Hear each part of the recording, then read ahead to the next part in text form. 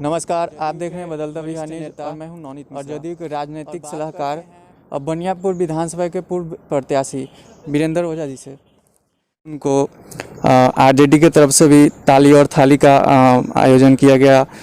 ताली और थाली कार्यकर्ता के द्वारा बजाया गया। तो सर, ताली और थाली ही के भरोसे जनता जो है वो आगे बढ़ेगी या विकास की भी बात होगी, विकास भी होगा? देखिए, आदरणीय हमारे प्रधानमंत्री जी नरेंद्र मोदी जी, दोनों में अंतर है।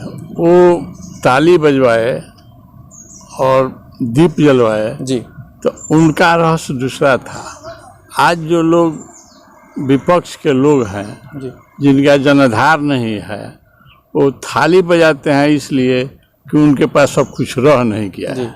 जो राजनीतिक माहौल था वो बदल चुका है। उस माहौल में हमारे बिहार के आरजेडी के जो जनता को जगाना चाहते हैं, लेकिन जनता उनकी 15 वर्ष का शासनकाल उनके माता और पिता का देख चुके हैं।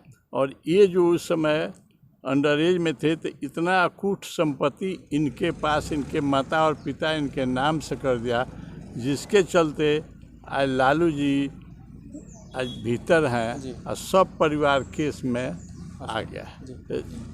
थाली और ताली में यही पूरे विधानसभा में भ्रमण किए, जनता के बीच में जाकर उनकी समस्या को जाने और राशन वितरण कराना, मास्क, सैनिटाइजर सब चीज़ उपलब्ध कराना और पीएम केयर फंड्स में 1,01,000 और सीएम केयर फंड्स में भी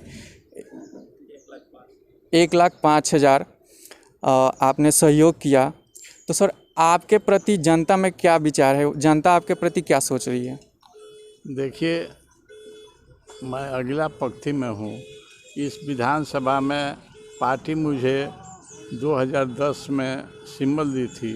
सिंबल के बदौलत मैंने 2800 वोट से चुनाव हार दिया, लेकिन उतने लोग 43,000 जो वोट दिए थे उनकी मान सम्मान और रक्षा करना हमारा फर्ज बनता है। तो उस लिहाज से, और आज जो पूरे विश्व कोरोना के चलते भयभीत है और जापान, अमेरिका ये सब नंबर 1 में है, उसकी स्थिति खराब है। तो हमारे माननीय प्रधानमंत्री जी, आदरणीय प्रधानमंत्री जी बड़ी सोच समझ के समय के पहले ही नीतीश कुमार जी उनसे 2 दिन पहले ही बिहार को लॉकडाउन कर दिए थे। सर, तो लॉकडाउन करने का मतलब हुआ कि लॉकडाउन करने से इसकी अभी दवा नहीं निकली है पूरे वर्ल्ड में। तो दवा नहीं निकला, इसका एक ही है सोशल डिस्टेंस बनाकर रहना। और इस परिस्थिति में हमारे मुख्यमंत्री जी ने जो कार्य किया है, जितने स्टेट हैं सब में आगे बढ़ चढ़, जो जितने लोग प्रवासी हैं उसमें 50% बिहारी दूसरे स्टेट में रहते हैं। तो पूरे देश में नीतीश कुमार ने प्रवासी प्रत्येक व्यक्ति के खाते में सर्वे कराकर वहां से उनका आधार कार्ड और बैंक अकाउंट लेकर प्रत्येक 25 लाख लोगों के अकाउंट में 1,000 भेजने का काम किया और भोजन का भी व्यवस्था किया। बाद में जब सब स्टेट के लोग अपने यहाँ जाने के घर बेचैन थे, उस परिस्थिति में हमारे अपने खर्चे से ट्रेन का पैसा जमा कराकर और सभी प्रवासियों को यहाँ बुलाए और क्वारंटाइन सेंटर में यहाँ रखे। क्वारंटाइन सेंटर में 12 लाख लोगों को रखे और बहुत से लोग हमारे अपने व्हीकल से जैसे तैसे चले आए थे, वो भी चले आए थे। लेकिन एक व्यक्ति पर 2200 रुपया खर्च है।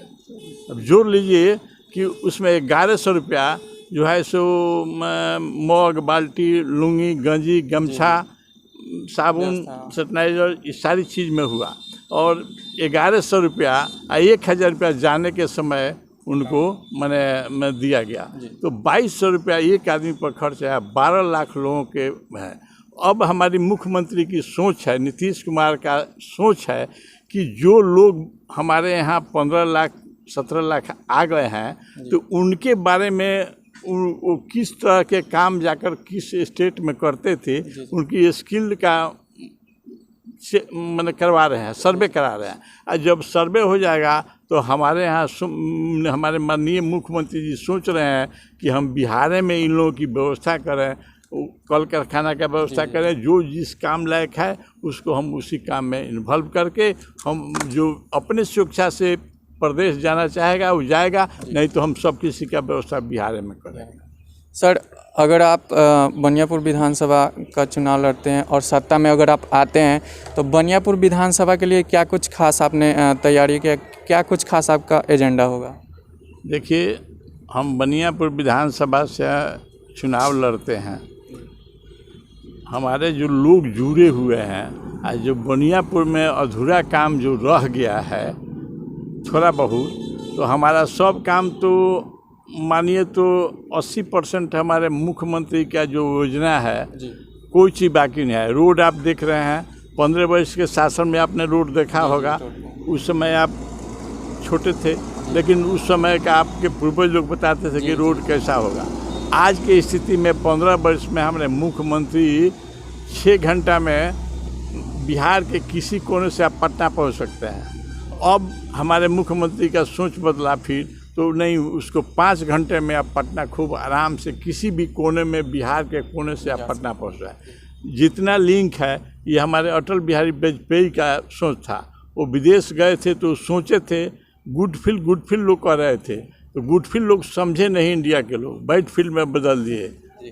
मैं उस समय वाजपेयी जी की सरकार गिर गई और उनकी सरकार फिर नहीं बनी, प्रसंग की सरकार बनी, तो वही नक्शा लाए थे, उसी नक्शा पर यहाँ ड्राइंग बना, और ड्राइंग बनाकर जो गांव है जो मेन रोड से जोड़ने के लिए 1500 से 5000 आबादी का उसको प्रधानमंत्री सड़क योजना में जोड़ा गया।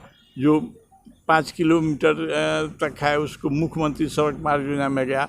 अभी जो हमारा 250 से लेकर 500 की आबादी वाले घर को भी, गांव के टोला मोहल्ला को भी मुख्यमंत्री सड़क मार्ग योजना से जोड़ने का काम हमारे माननीय मुख्यमंत्री जी कर रहे हैं।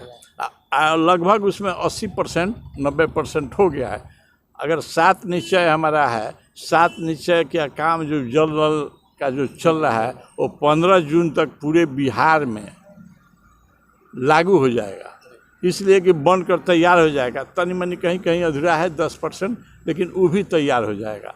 लेकिन बनियापुर में जो अधूरा काम बचा हुआ है, जो यहाँ की जनता चाहेगी उसके मुताबिक यहाँ का कार्यकलाप होगा, और जनता मालिक है, जनता जो चाहेगी वही काम हम लोग करेंगे।